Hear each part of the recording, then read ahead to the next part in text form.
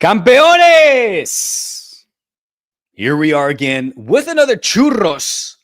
And this one, I don't know if it's going to be a review, a preview, because match day 15 is already upon us. Tonight, it is Barça against Atletico de Madrid at the Camp Nou. But in the meantime, I think we have an elephant in the room we need to address as well, because just 4 match days ago, it all looked so promising.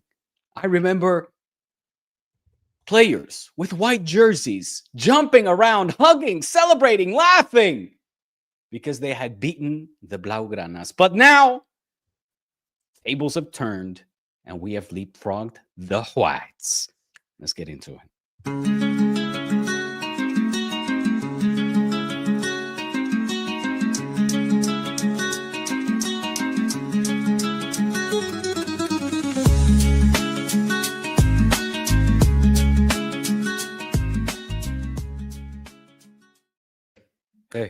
Hey.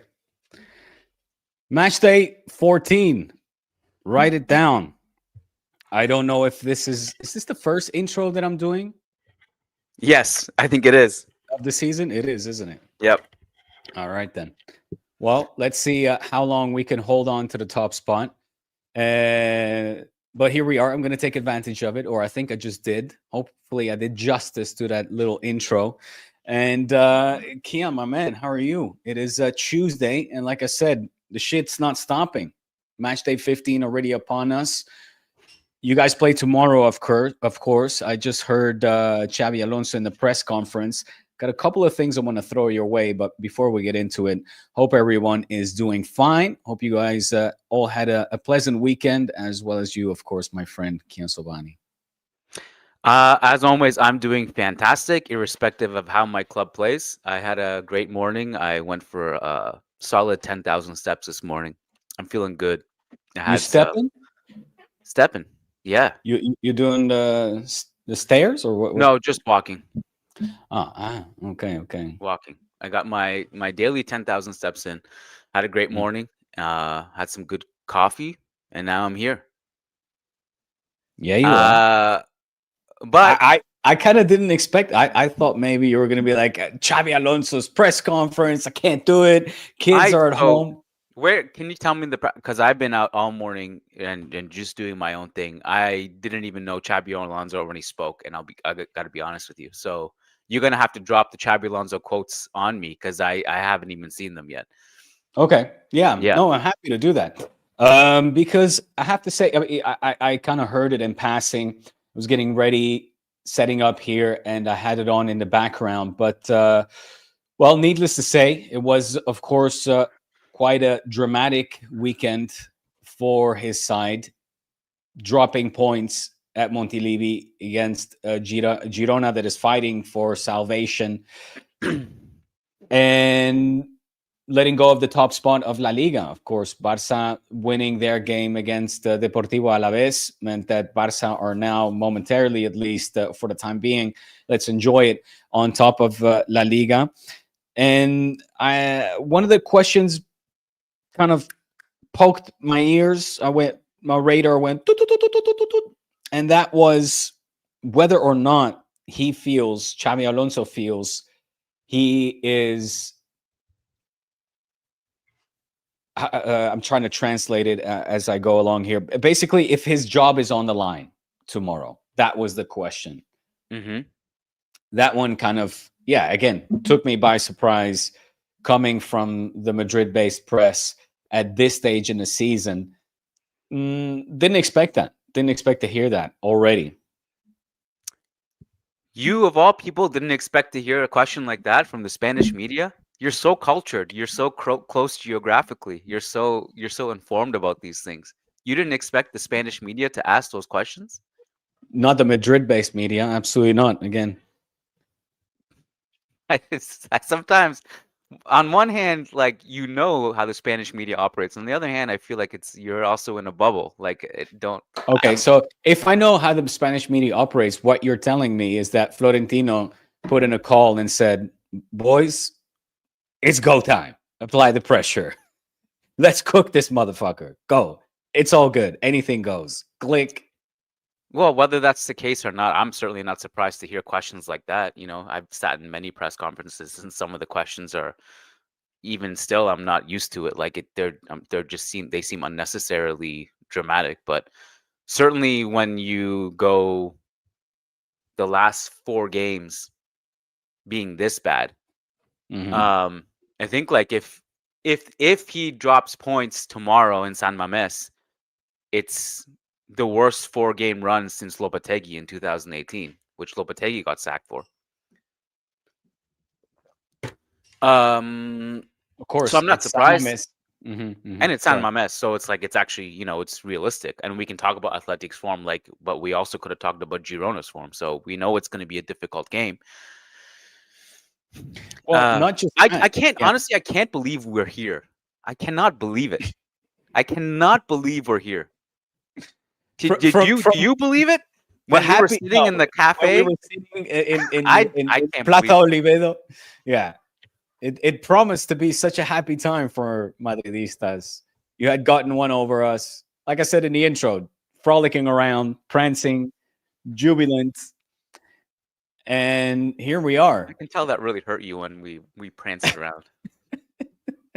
No, what was funny was that I couldn't wait to tell you that how much that Clásico meant to Madridistas and the players. But um, no, dude, I was far too happy to be in Madrid once again to be With upset me. about just that. With you, of course. Yeah. But looking at the schedule, man, Athletic Club away, you're in San Mamés, as you just mentioned. Then it's Celta de Vigo. That is a stern test. Celta that is in sort of the no man's land that they are always in, hovering in a mid-table spots, but they're decent, a well-coached team, and they've got some firepower in them. Then it's City, and to finish off the year, you guys are playing. Let me quickly look here. Alaves, the team that we just played. I say to finish off the year. That's not fully correct because you still have Sevilla at home as well on the 20th. But of these next, say, 4 or 5 games, given the current form, I think one. Yes, I was surprised by the question. However, I think it's a valid one, and I'll tell you why, Kiyan. Because how many games do you see yourself winning over the course of this next 3 condensed weeks? And again, I want to specify, given the current form. I think we have to win tomorrow, and I know that's not an outlandish statement. Like everybody knows we have to win tomorrow, given the fact that we had these really poor 3 games before it, or if you include Liverpool. You technically 5 if you include Olympiacos, because even though we won that game, we were poor. Mm-hmm. And it sucks that we're at this stage because San Mames is never an easy place to play, even when we're at our best. But we have to win tomorrow. But will we win? I mean, like, I'm just really glad that the team is going back home soon. Matt, our writer, wrote an interesting article about this on Managing Madrid, that like and you and I never really talked about the NFL thing, right? Yeah. Okay. Well, that was going to be one of my questions because I read an article about that. But let me not cut you off. Go on. Well, I don't know. The article you read may have been the article that Matt referenced in his article, also like complaining about it. That like, Yeah, as great of a spectacle as it was, that's it. it put us, it put the spectacle above the team, in the sense that we had to play like 6 games away from home in a row. Did that derail our momentum? Mm-hmm. On the other hand, I look at that as like, as much as like I understand that point, you have to be very self-critical in the football you played and not blame it on that, because like, what are you trying to tell me, that we're only good at home now? That's what you're trying to tell me? That's not a flex. Like that, I'm excited to be back at home to face Celta and even Manchester City and Sevilla. But that's not a flex to say like we're excited to go back home.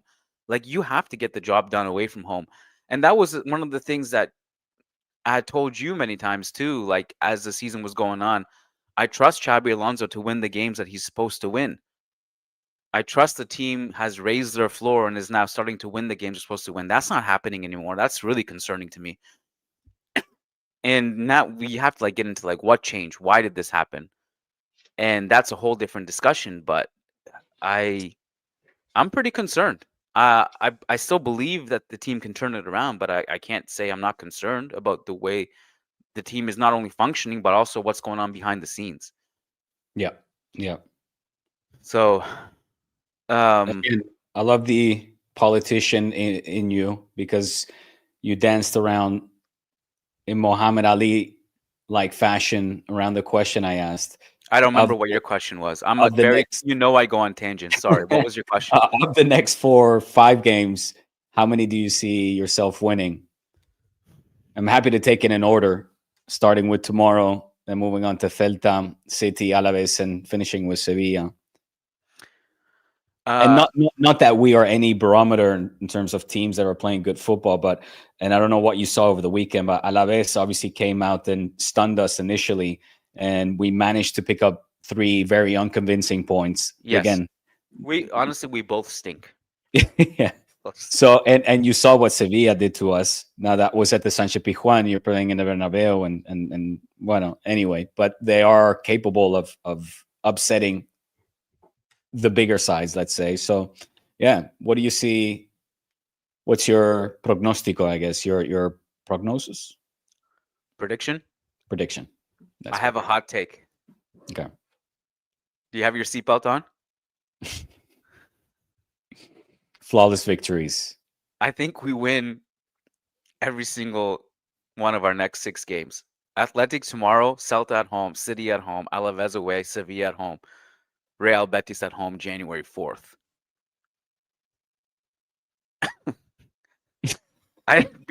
I think because I think we're gonna win the games at home, Okay.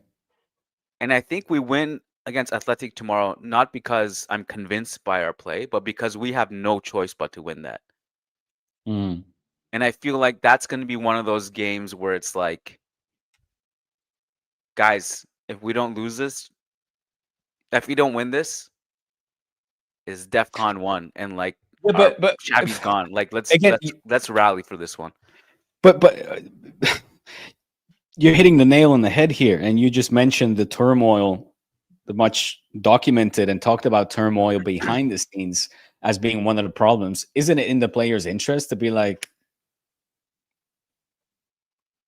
as they say in Spanish, hacer la cama, make the bed for Xabi Alonso? They did it with Lopetegui. They did it with Benitez. They did. I mean, and Madrid is not the only club where the players have kind of rebelled and revolted, obviously, against the management. But are we at a point now where it's like, we don't want this guy around anymore? I don't think everybody feels that way, but I also don't think, like Lopetegui, I don't think the players intentionally tank that.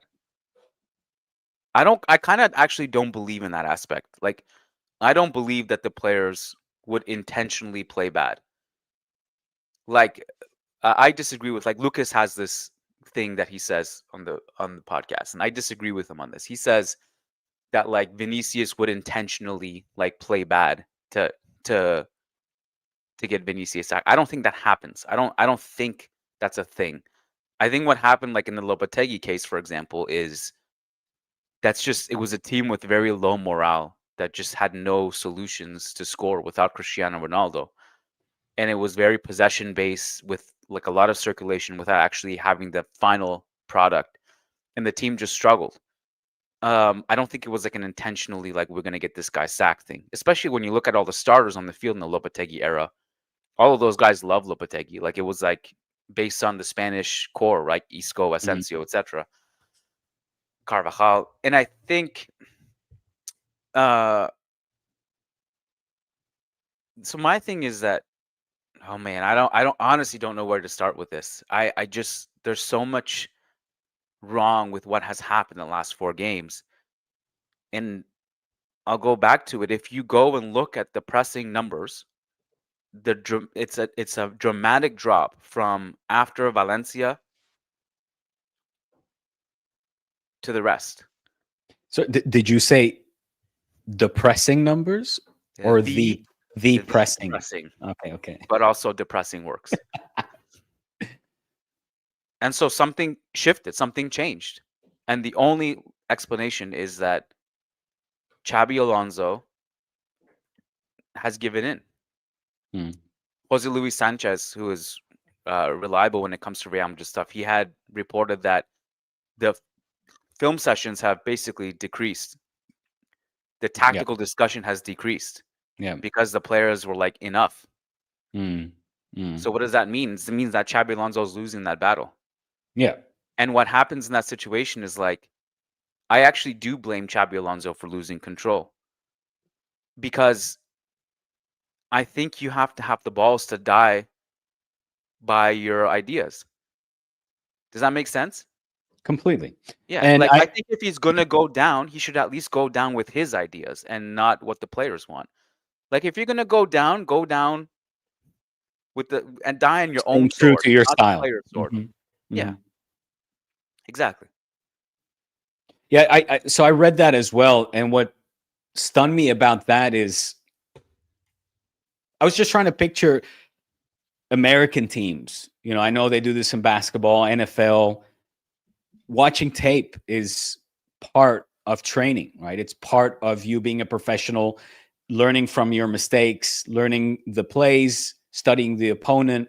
And I'm like, if that is true, and you'd bring in an American coach or just, you know, a professional athlete from the American leagues, and you tell them, oh, no, we don't, you know, fuck, what are we doing here? Like, I don't want to watch tape. They'd be like, what? Like, that's not up for you to decide, first of all, and why not? You know, I find that bizarre. Correct, but that's the important point here is that this is a team that wasn't used to that for years, right? Because of Ancelotti. And I don't want to blame Ancelotti for that either. Like that was Ancelotti's style, and it worked. Like it worked. Look at the success that Ancelotti brought the club. It worked. But the players were so used to that it was just hard to get them to start to do it differently, because Xabi is a bit of extreme in that situation. Like Xabi was, and that's why I said the other day that I think if you put Xabi Alonso on almost any other team, he's succeeding. If Xabi Alonso doesn't succeed here, I have no doubt that he's going to have a great coaching career. If it's not here, it's somewhere else. But this is a different beast. And this is why, and so many people have said it, and it's true. It's not really about tactics here. It's not. It's obviously, it's an important part, but everything is about getting the players to buy in. And if you can't, then you've pretty much lost the battle, unless you start benching people. And if you start benching people, well, you know what's going to happen then. But then, you know, bouncing off of what you just say, what you're saying now, what you said before, when you said that you don't believe in players making the bed, again, haciendo la cama to a coach. I mean, there's a clash here, because it's either a bit of naivety or you're clashing with your own kind of morals and ideas of how the players function, because I could very much see the players doing something like that. And I for one believe that completely players probably gang up on a coach if they don't like his methods, and try to, you know, get rid of the coach and bring in the next one. I think it's a sign of a rotten and poisonous dressing room as well, and I don't think that's the right direction. I should stipulate that as well. But that it happens, I have absolutely no doubts. And whether that's happening at Real Madrid, you know, it certainly looks like there's maybe hints of it. I was reading something else that Jude Bellingham has acquired the nickname JB, because of his habits, late night habits, closing down clubs in the late night hours. In fact, they said that he didn't start against Olympiacos because in that week he arrived drunk at the training ground for the training session, and then it was a way where Xabi Alonso said tried to kind of That's a very draw the big line. accusation you just made. Like, That's where have it's you not read me. that? I'm reporting this. I'm reporting what I hear from Madrid-based reporters. So it's not me Who putting the first reported one out that? Like, there. that matters. Like, that's a very big claim to make. I think we have to be more careful with stuff like that. I mean, I can Google it. This was being This is the reported. first time I've ever heard anything like this. Really? Yeah. I mean, okay. I'm not fully surprised. Listen, man, we all know what your algorithm is. Like, No, and also yours. Can I? I'm just report. I'm not my making this up, algorithm is Kiyan. all basketball, just to FYI. Mine is all porn. Kiyan, I'm not making this up. I can verify the source if you want No, me I'm to. not saying, but no, I'm just saying, like, if you're gonna come and say something like that, you have to, like, say who was it Okay. from, like, Okay. because that's like, Okay. This is the first time on Churros that we are putting some information out there without referring to the source. I am very sorry. I will do my homework better next time. It just the thought came to me that I think when you pick up the breadcrumbs from the floor, that path leads you to a very conclusive attitude where I think the players are just not having it with Alonso anymore. what you're referring to, which is like intentionally throwing games, is not what would happen in my opinion. Mm. If it like looks bad, it's more of just like what has been happening the last year and a half. Happened under Carlo too, which is like the effort level. It's not like hey, let's lose this game to get Xabi out, which is I think what you're insinuating. I don't think that would happen, but I think if you saw the team lose in the next couple games, it would be like just some of the same problems we had in the games past. But this goes back to like, in the end, no matter how much we want to say it's this player's fault or that player's fault, this goes back to Xabi Alonso. Like, you can really, really only blame yourself if you went away from your own ideas because the players complained about it and you just felt like you didn't have the authority to do it. Does that make sense? Like you have to, if you're going to come in here, Xabi Alonso is a player who played at Real Madrid. He knows exactly what it's like. Yeah. He shouldn't be surprised. Now, I think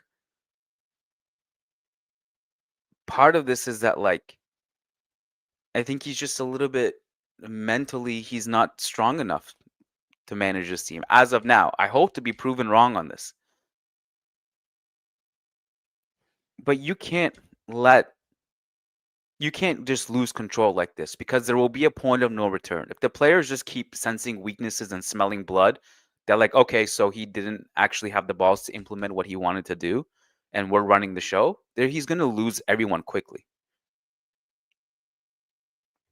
And that's to me the biggest problem, is that, like, we can talk about, and it's a correct, valid concern to be like, does this piece fit together? Can Jude and Arda coexist? Can Vinny and Mbappe coexist? What happens to Fede Valverde? Where's Gonzalo Garcia?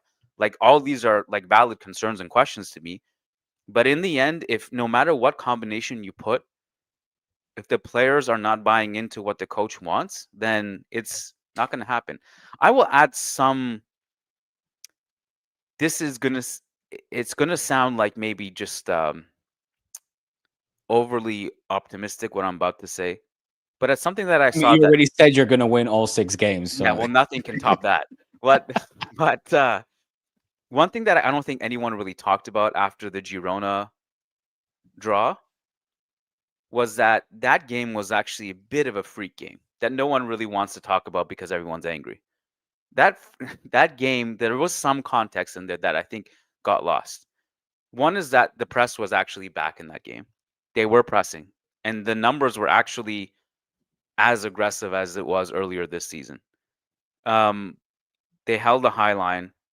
They were kind of going back to some of the fundamentals. Mbappe missed a great chance. Vinny missed a great chance. Girona probably shouldn't have had their goal counted because Mbappe got fouled before. Maybe the Rodrigo penalty also should have been called. There was some freak occurrences in that game that should have resulted in a W.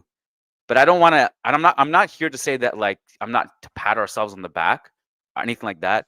The point I'm making is that they actually tried to return to some fundamentals in that game, and I think if they had squeaked out the W, it would have been a different conversation.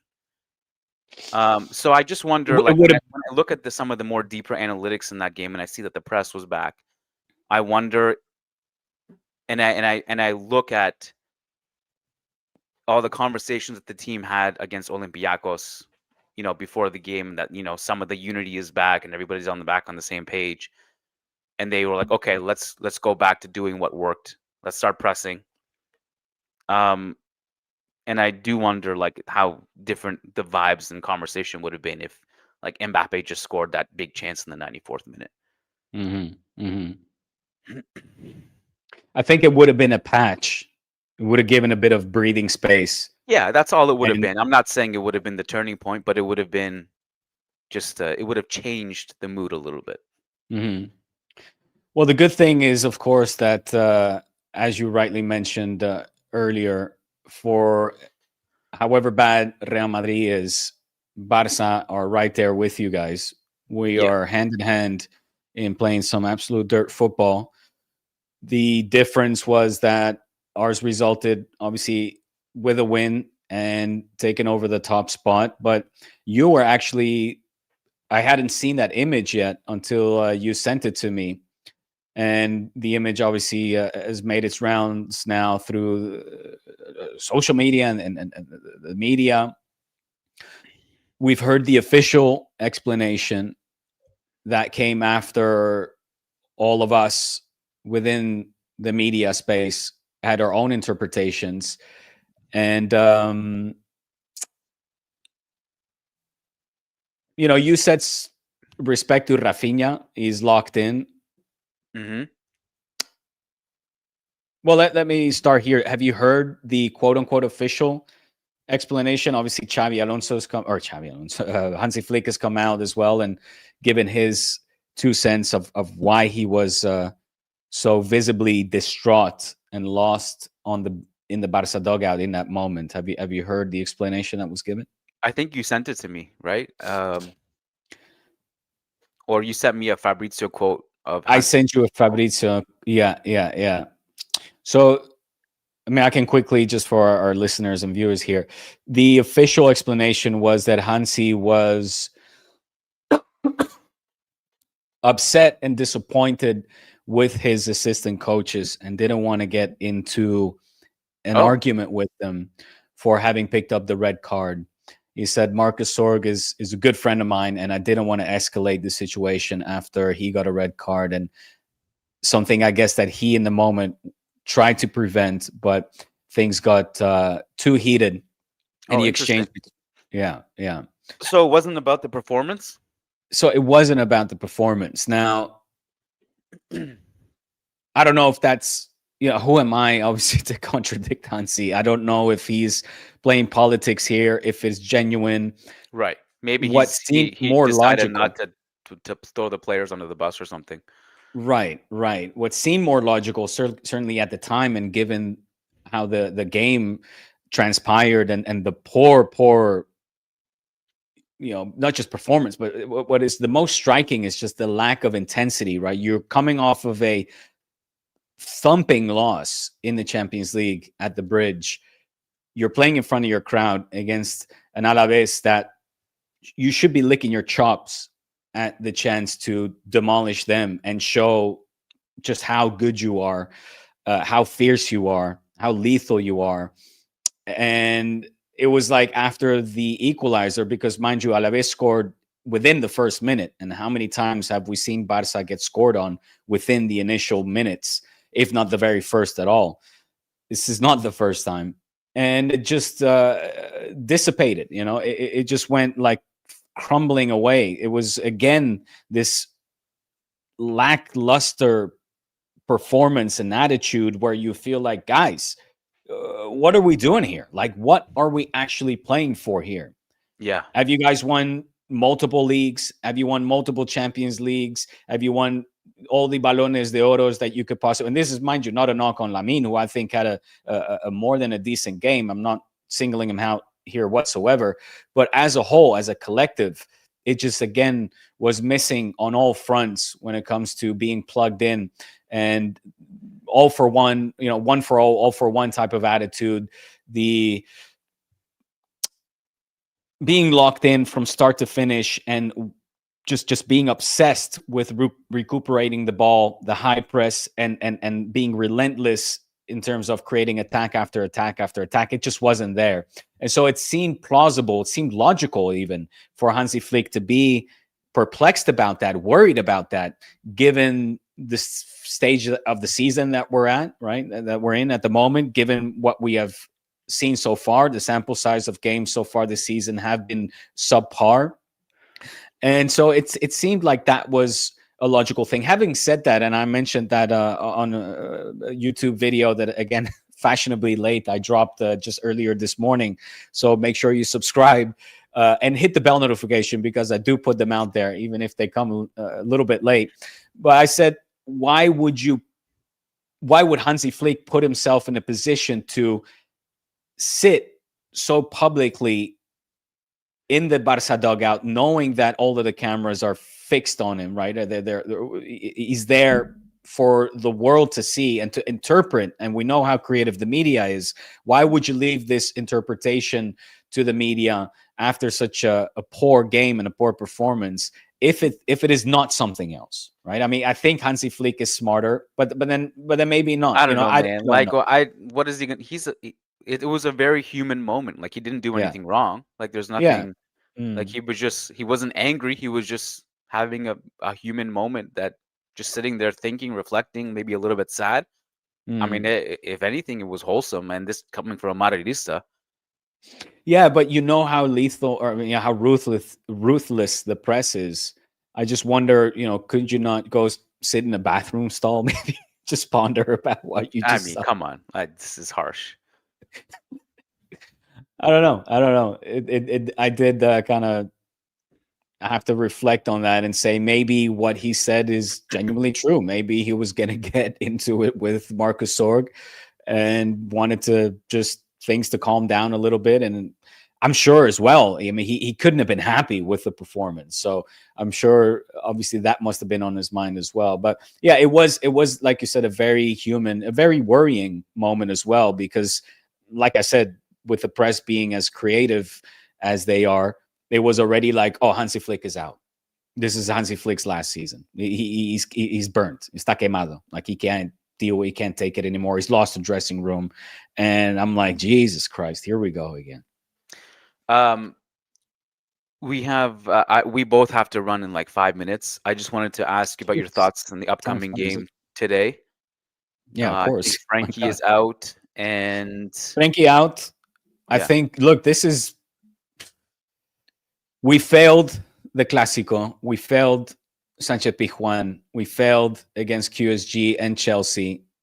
All the big tests so far, the biggest tests, I would say, of the season so far. I don't think that's an understatement. We haven't managed to pass any of them. So this is a must-win as well, I think, for the team.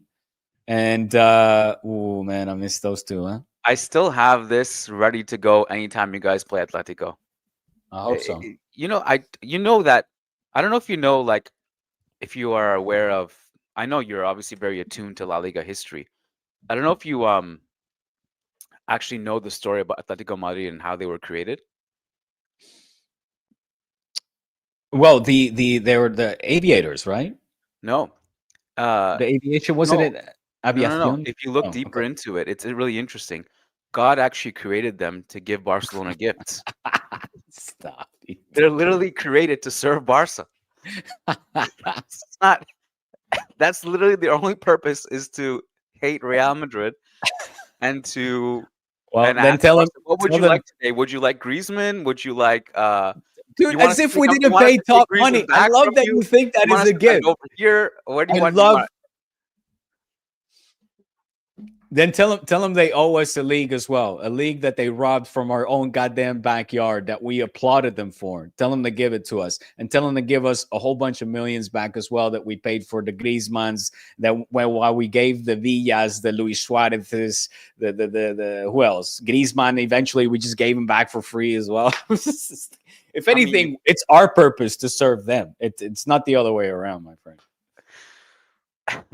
And this game is at home. I'm looking forward to it. I do. As much as I know Atletico, and they beat us last year. Well, I was going to say that. I was like, as much as I know Atletico love bending over for you guys, I am reminded that Sorloth did score that goal at the last second last year at the Montjuic. So there's also that. But you should be on your knees buddying up with your city buds, your city friends. Because you guys could be back on top tomorrow. I would. If it was up to me, come Churros Thursday. You're back doing the intro, dude. If it was up to me, somehow both teams would lose tonight, but it's not possible. So, as much as I would hate to say it, I would root for Atletico because I think Barca are probably more real title challengers than Atletico. But there's no scenario where I'm celebrating anything tonight either way. Both these teams can be relegated for all I care. Couple quick super chats. This one actually is coming from D-Spot. Yay! And it's Pranav. Pranav says, prediction, comunicado oficial, bienvenido Zidane. I think it's Arbeloa actually should be Pranav, the comunicado oficial. Arbeloa seems to be tipped for the job. Can we just remember that football changes quickly, and if my prediction comes true, we win the next 6 games, it's going to be a different conversation again. We'll see. But I agree with you. If it does come to that, it's not Zidane. It's Arbeloa probably. No, it would make the most sense logically. And one last super chat, then we really got to go. Ischa says, who is complaining about watching tapes? Video analysis is key in the French system and many other systems if any needs to go and Jude doesn't want to be a midfielder.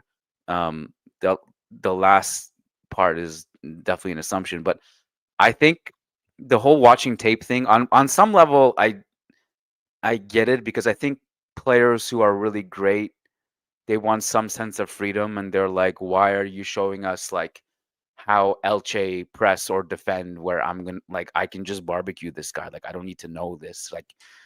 But I also am like, if I always think, as great as you are, what separates the good from the great, Diego, as you know, is that like obsession and the attention to detail. Yeah. Like those stories about Kobe on the flight when the whole team is playing cards and he's sitting in the back of the plane by himself watching film. That's what separates. And players are like, yo, why are you doing this? Like, this is crazy.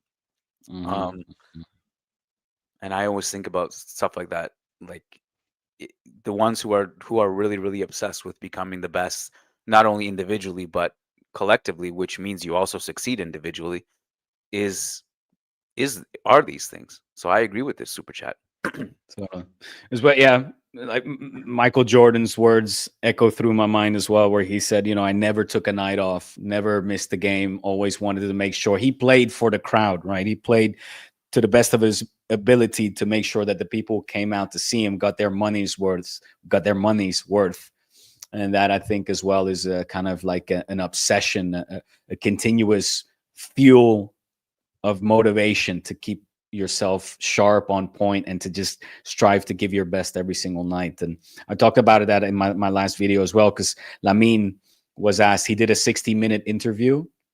I think that's CBS 60 Minutes. I'm not sure, but he was asked about that as well. And or he said what motivates him, and he said, well, I play to make people entertained, and I play for the crowd. So hopefully he has that in him. But yeah, I think that's certainly something that players need to take into account. You're not just going to be great once and then without putting in the work continue to be great. You have to work at it even harder once you reach the top. And I think, the tape watching thing, it's just part of the game. And it's not just scouting, Kiyan, and it's also to see what you did wrong and what you can do better, and where you misinterpret perhaps the instruction of the coach, and where you need to work on it. That's clearly something that both Barca and Real Madrid need to do at the moment, because shit ain't working out. Yeah, I have to go. Someone is at the door. But I will just say, like, if Michael Jordan, the greatest athlete of all time, hired mentors for Right. outside of basketball, you don't think anyone else needs it. But the greatest athlete ever needed it, and you don't. So Enough said. that's what it is. Okay, guys, Diego and I, every Thursday, we record a show for our members, and it's over on patreon.com/Churros y Tácticas. Every question that gets submitted there, no matter how controversial it is, gets answered. So if you want access to that and also ask your question, go to patreon.com/Churros y Tácticas. Diego, this was fun. Enjoy the game tonight, but not too much, and we'll see you Thursday. Thank you. Thank you, buddy. Peace.